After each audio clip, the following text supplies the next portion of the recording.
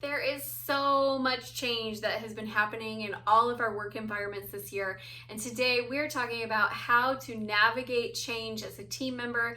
How can you support change, be more positive during change? And if you really struggle with change, what should you be doing? Because right now, change is the name of the game.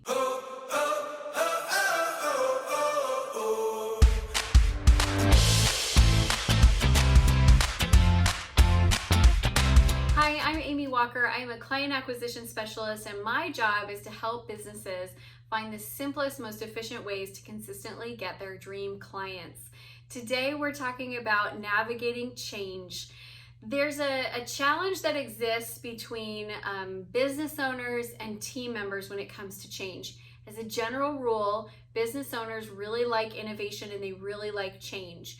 They are sometimes not as up to speed on processes. And sometimes when they come in and they want change, they create it in a way that makes processes harder for the team members. And so what we're covering today is the process of how do you be a great team member that supports positive change and positive outcomes and still feel like you have a voice and can be an active participant in the process of change. If you are new to the channel, please subscribe and hit the bell notification so you can get notified every time we release new content, which is 3 times a week. And if your boss, the business owner, hasn't watched part 1 yet, I recommend that you encourage them to watch part 1 because the way that they approach change is a big part of change being a more positive experience for their team members. So let's jump into the process today. I have 5 different recommendations for you for how to create a more positive context around change. Before we jump into that though, I do want to talk a little bit about, by your nature, are you change averse or do you like change? There are a lot of people that are change averse. They like safety, they like security, they like stability, they like processes, they like to be able to master a task and know that they can really do it well. And then you've got other people who they like to mix it up. For example, my husband was born and raised in the same house until he left for college. I like to move every few years. My husband would love to just stay in one place and live there forever, like set roots, plant them deep, and just stay there forever. Every few years, I'm like, you know what? I'd really love to move to this place. Let's move to this place. And so we, by nature, can have a lot of conflict because I feel the need to create change, like just because I want it. And then he is resistant to it. So we had to find a good balance and a good flow. This happens a lot in work environments as well, because you have a mix of people on the team. And you know what? You need a mix of people on the team because the ones who love change are the ones who are going to help innovate and they're going to help drive forward progress and they're going to make sure that things are really moving and progressing and things aren't getting stagnant and stale. And then you've got the ones who love safety and security and stability, and they are the ones who create a dependable foundation on which the business can grow. So you really do need both. Both are valuable. So there's no right or wrong. If you're somebody who change is hard for you, there is absolutely nothing wrong with that. And I'm going to hopefully today help you find some ways to make change a little bit more easy, but there's nothing wrong with that. I want to point this out because I think this is really important, that companies that don't change die. So think about Radio Shack, think about Blockbuster. Looks like JCPenney is going under, although it's been a real slow death. Mervyn's, I used to love Mervyn's when I was a kid. It's not around anymore. A lot of these iconic companies that we grew up with, even like CD shops and all these places, they were iconic things that were like made up the landscape of my childhood, and a lot of them are no longer around. And it's not because they were running their business poorly or inefficiently. A lot of them, it's because they didn't change, they didn't innovate, they didn't grow with the times. They had this mentality of, this is how we've always done things, so we're going to continue to do them that way. Blockbuster is a really great example of this. Netflix went to Blockbuster and offered to let Blockbuster buy them. And Blockbuster said no, because they said, we think our customers like going out to the store.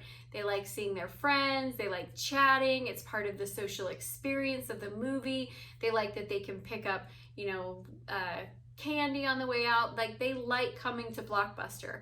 And you know what? At the time, it was true. It was. We did like going to Blockbuster. But Netflix saw what was coming, and they saw that, what's better than going out on a Friday night and seeing your friends is wearing yoga pants on a Friday night and eating out of a carton of ice cream all to yourself. Like, that's obviously better. But Blockbuster didn't see it's coming. So as you are going through this phase of a lot of change in a short period of time, it is going to feel like you're having a hard time getting your bearings, because one round of change won't really even have solidified before the next one comes in. That's not normal in business. Normally you pace your change a little bit more quickly, but this year, the external environments of COVID and economic crisis and racial unrest, like all of that is going on around outside of us, and we just have to change and keep up with it. We are really not in control, and we can't pace that change like we normally would like to. So we're all in it together, and that's one thing that I would tell you. We are all in this together. Know that you're going to have a lot of support in this journey. So let's jump into our 5 specific tips. Tip number 1 is to listen with an open mind. A lot of times when your boss comes to you with change, you're thinking process, they're thinking outcome. And so in the process, you're seeing a lot of flaws in the process, because oftentimes the boss, the business owner, they're more of a big picture thinker. They know the outcome we need to produce, but they don't understand the process of your job as well as you do. And so a lot of times when they come to you and they're telling you this idea, you're gonna get hung up on hearing all of these problems in the process. I invite you to listen with an open mind. Listen for what's the outcome, what's the goal, what's the objective that we're trying to reach, and wade through any problems with the process to get to those things. And if you can get on board with those things, everything else will iron out and work itself out. The second tip that I have for you is ask questions about the destination. Like, where are we going with this? I like to give the example of travel. I've been on a couple of really long airplane flights in my lifetime. Salt Lake City to Moscow, Russia was a really long flight. Atlanta, Georgia to Honolulu, Hawaii is also a surprisingly long flight. And in both of those, nowhere did I talk about the sitting in an uncomfortable seat for like 20 hours. I didn't talk about things like, how many movies I was going to have to watch, and if I was going to have like a plug-in in my seat, like all that stuff. There's a lot of inconveniences with regards to the flight. There's not a lot of food, and it's not very good, the stuff that you get. We didn't focus on that. We focused on the fact that I am going to Moscow, Russia, or I am going to Honolulu, Hawaii. We focused on the destination. I want you to ask more questions about that destination until you truly are invested and believe in the destination. If you are not on board with the destination, you're not going to be on board with any of it. If you are on board with the destination, which by the way, that's your job, right? Like, part of your job to be a great team member is to support the wins that the business owner wants to create. That is one of the great things about being a part of a team, is we're all supporting this growth together. And that as we create wins for the business, we create individual wins. So being a team player means that you do get on board when the business owner says, here's where we want to go. And I recognize that a lot of business owners aren't very good at saying that. They're not very clear at communicating where we're trying to get to, what the end goal is, what the destination is. But the business owner will be better served by you asking those questions, because it will force them to think and to clarify until there is a clear destination in mind. Once the business owner understands that you support the destination, they are much more open to hearing your feedback on the process. And a lot of times, like I mentioned, you might know the process better than they do. The next thing I want you to do is contribute and collaborate on the process.